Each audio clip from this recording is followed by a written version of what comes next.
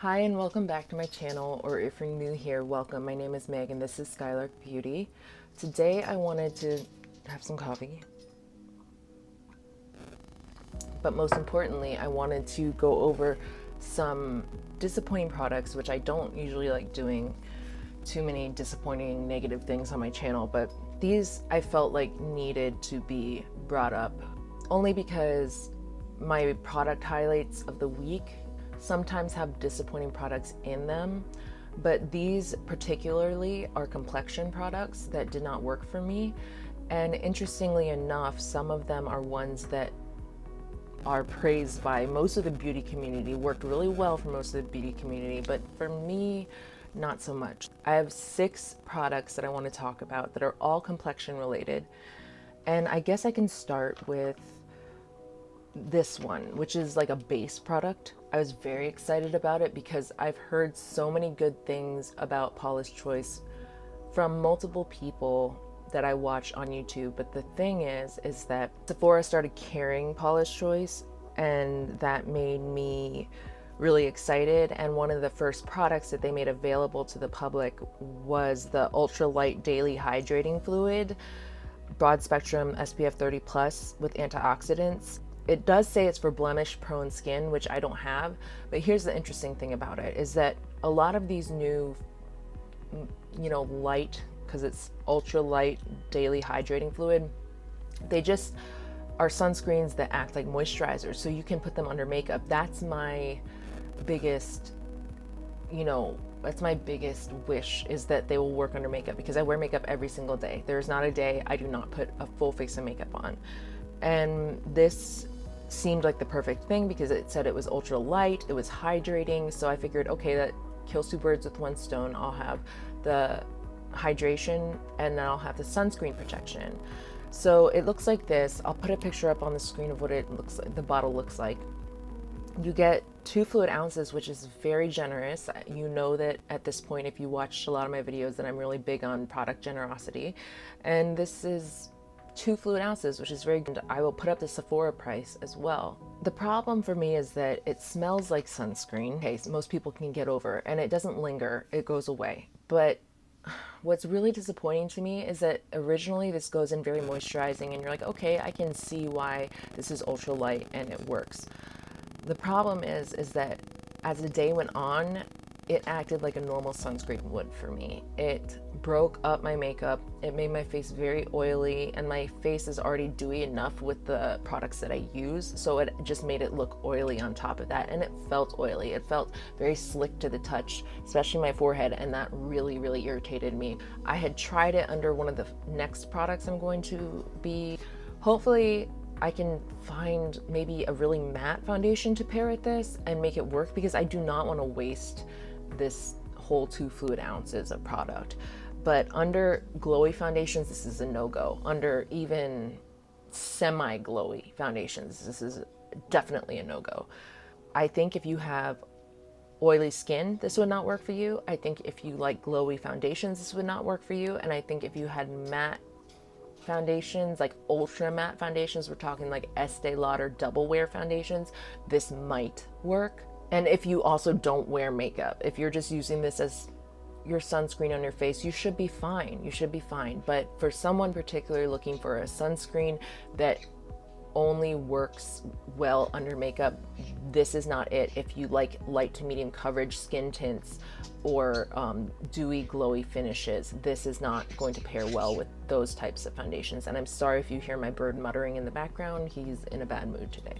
The foundation that I paired with it, that I was talking about, that worked horribly with it, is the Urban Decay Stay Naked Hydromaniac Tinted Glow Hydrator.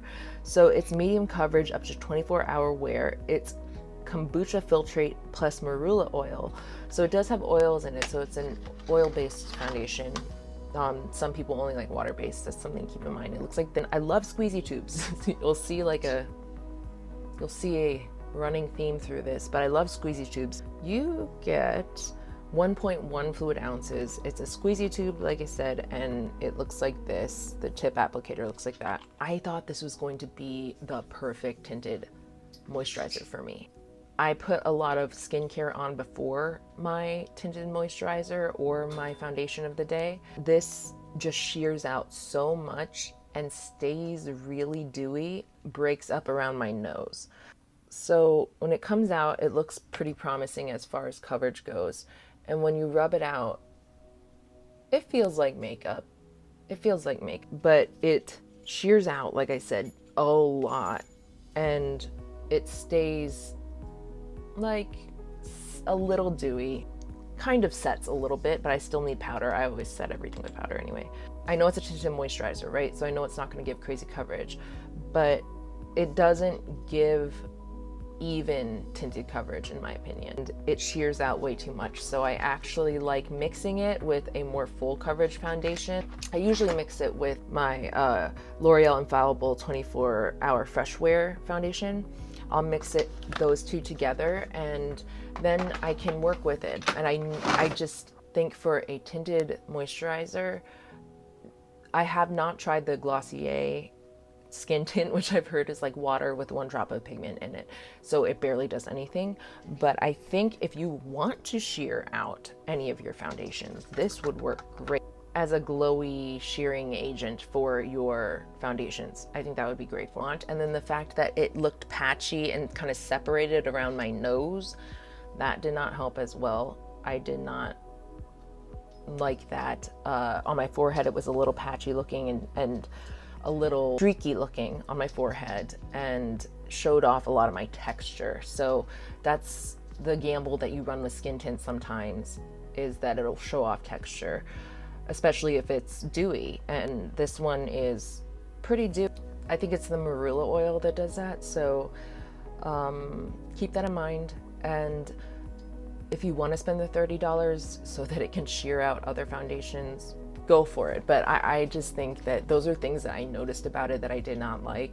And I'm of a normal skin type. So if you have oily skin, I think it would break down even more for you around your nose region. I think it would, break down on your forehead. And by the end of the day, you would look like an oil slick. If you have really dry skin, that might look beautiful on you. It might, and your skin might just soak it up. But for normal to oily, I think it's a gamble. And there are other foundations and tinted moisturizers that work much better for me than that one. And that's a huge disappointment because the packaging, the branding, everything is on point with that. It's very, alluring and it catches your eye. But I am not very, Jerry, that's rude. I'm not very happy with that purchase. The third product I want to talk about, hold on. Oh, I think my in-laws are here. I'm going to be quiet for a minute. So the third product that I'm going to talk about is the Maybelline Fit Me Tinted Moisturizer. So this thing has 76% natural origin ingredients. Now what that means, I don't know. But I think it's supposed to be appealing, like as far as maybe clean beauty goes. It's for all skin types. It's a natural look, fresh feel, buildable coverage, 12-hour hydration. It's really hard to say what I did not like about this tinted moisturizer. I have the shade 118. Oh, and it says with aloe. Aloe is very healing and moisturizing, but it has a lot of good claims. And you get 1 fluid ounce of product. This one is less thick than the Urban Decay Hydromaniac. Comes out like this. And when you rub it in, this one shears out a lot more. It feels like a lotion, and it doesn't have a scent to it or anything, but it shears out to almost nothing. So that's the problem for me that I'm remembering, is that it shears out to almost nothing, and then it didn't play nicely with my skincare underneath. So normally I put on the COSRX Snail Mucin 76 Essence, and then a moisturizer, and then an SPF or a serum. No, excuse me, a moisturizer or a serum, and then my SPF, and then I put on my foundation base. Now this didn't play well on top of any of my skincare, as well as offered zero coverage. I'm not necessarily like a full coverage queen or anything like that. Not at all, not at all.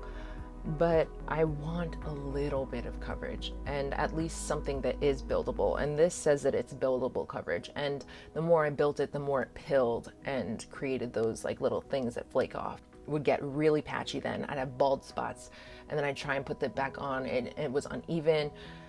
Just not a good time. I was so excited for this. I thought it was so promising because I do like the Fit Me Matte and Poreless, but this just was not it for me. And I think it's definitely not one of the best tinted moisturizers on the market right now. I think you could get your money's worth from a bunch of other ones, which I will do in my foundation roundup video, which will come after my primer video. I have so many videos to do because I just kind of, school took over and my life took over, and I wasn't really living here at this apartment. I was living with my parents, and so all this dramatic stuff happened, and you know, drama with friends, and just a lot of life changes. And I will do a chit chat get ready with me that addresses all of that. But until then, you'll just have to trust me that I'm doing a primer roundup video, and then a foundation one, and then also a declutter video, because I've never done an official declutter video on here before, so that's coming up too. So not worth your money unless you really, really like just like lotion. I guess this could be compared to, it could be comparable to the Glossier Skin Tint, but much cheaper. And once again, it could be used as a shearing agent if you have a really matte, high coverage foundation that you would like to shear out. So I don't think this shade range is stellar on this either, so who knows what's going to happen with this launch. I haven't heard too many people talk about it. I think I've seen like 2 reviews on it, and neither of them were good, and they didn't sway my opinion because I tried it for myself. I'm one of those people that if something draws me in, I will try it regardless, unless it's like astronomically expensive. Even if the people that I watch on a regular basis trash something, if it's really drawing me in as a product, I will get it anyway, because I want to make my own decision on it personally. And this was one of those where they were right. It isn't worth your money. Ugh. So this one's really controversial, and it's the last foundation complexion product I have to talk about. And I almost feel guilty bringing it up, but it is the Fenty Beauty Eavesdrop Tinted Moisturizer. Now, I have the shade 5. And come on, look at this little like gem-like packaging. And it's like a little squeezy thing. How could you not want that? It's beautiful. You get 1.08 fluid ounces in here, so generous again. And I will put up how much it costs on the screen at Sephora, which is the only place you can get it. Now, my problem with these little guys, I'm wearing it today. It doesn't look bad. It does not look bad. What I like about it is that you can build it up without it getting cakey and things like that. But that's what I don't like about it, is that I have to build it up. So with this one, you can't even build it up because it starts pilling and everything like that. This one does not pill, but in order to get the coverage I want, I do have to build it up, and then it starts looking a little makeup-y, starts feeling makeup-y. It's interesting because a lot of people were like putting it on that I was watching reviews of, and were like, this is blurring, it's so blurring, I can't see my pores, but you can see all the texture and pores. Even if it does initially blur or something like that, if the products that I put on top of it alter the way that the foundation looks, then I will also take that into account judging the foundation. Now, granted, the foundation didn't even blur for me. I could still see all my pores and problem areas as far as texture goes, which are my cheeks, like up here. And what is going on here? Why do I have like a stripe? I just don't like it. At the end of the day, my face gets greasy. It's not blurring to me, which is its main claim, and I don't see that at all. I don't see the blurring at all.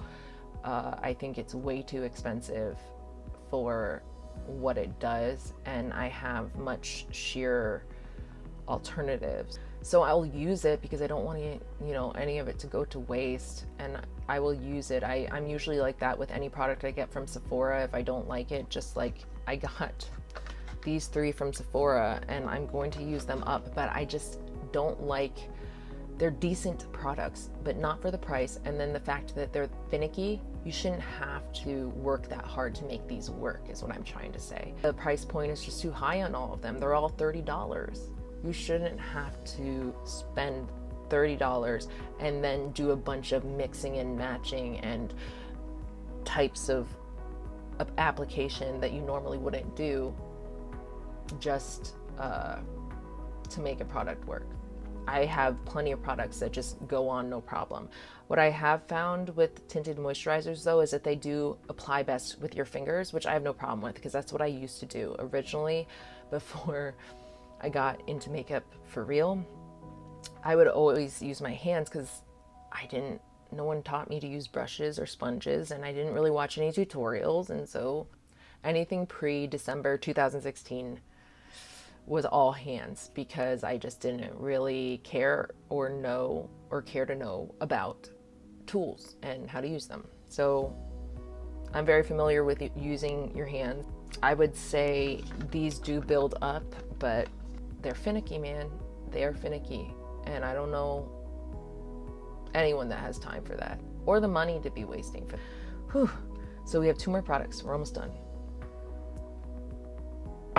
This one is really sad. It's not like it made a huge dent in my bank account or anything, but it is a concealer, and it is the Ordinary concealer that is now available at Ulta in many shades, and it's only $5.60, I think, $5 and change. You get 0.3 fluid ounces, 8 milliliters, and it's a high coverage formula. I bought 2 just to make sure I'd have the right color. And it comes in this cute little squeeze tube. The thing about this concealer is that it's really nice feeling, like moisturizing feeling, and it does have decent coverage. But what happens, I think there's some type of oil in it that makes it hydrating, which makes it feel nice and spreading, moisturizing.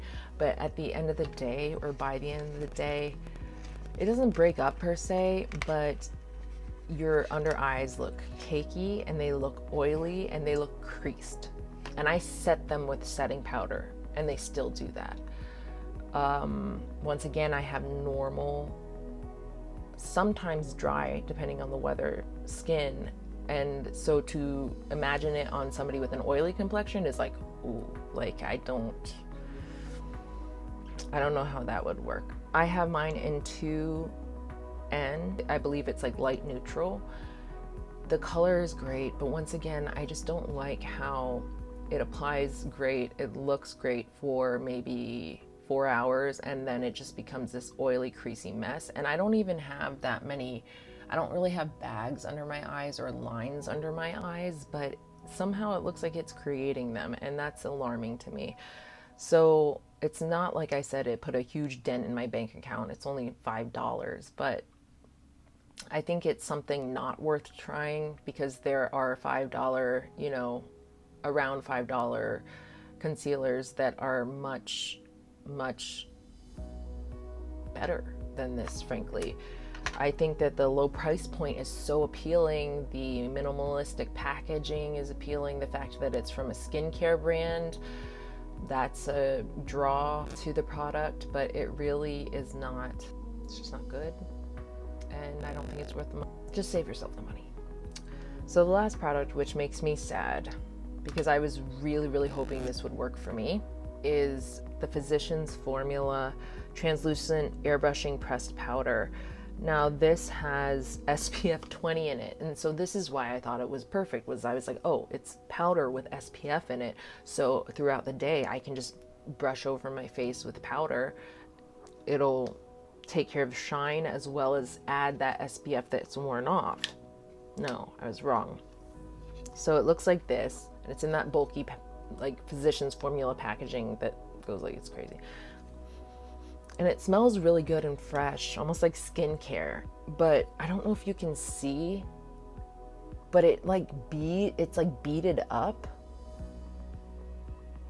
When you put it on your face, it pills everything. It pills off everything, any complexion products you have. It pills them off, and you literally have all these little flaky ball things and stringy things falling off your face. And I thought it was my complexion products at first. So I was like, oh shit, these are brand new complexion products. Why aren't they working? But then I realized, oh, the common denominator is that I use this over all of them. So once I switched back to my Codier Spun and some of my other setting powders that are loose, like Cover FX and whatnot, none of the pilling happened. So I knew it wasn't the complexion products. I knew it was this powder. And I had bought two because I got a buy one, get one 50% off at Ulta. So it's a bummer, man. Like, I wasted my money on these. I don't think anyone else should. And I'm doing this as a warning because it, regardless of the SPF, it doesn't matter because it just pills off and falls on the floor and makes a mess. It clogs up your brushes, your powder brush. It just, there's nothing good about or redeeming about this product. So stay far away from this translucent setting powder with SPF 20 in it.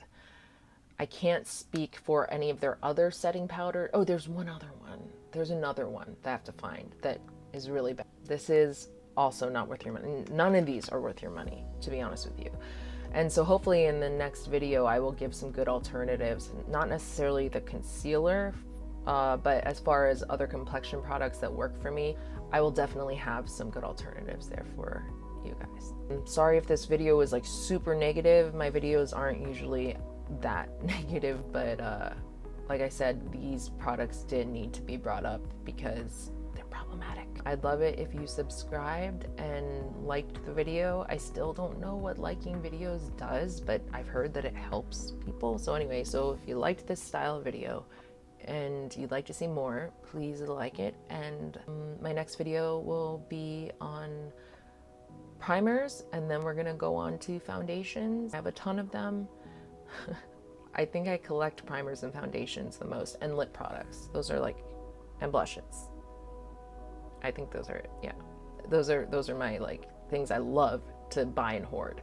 But anyway, back to what we were talking about. I'd love it if you liked and subscribed and became part of the Skylark family. Hopefully I will see you in my next video. Thank you. Bye.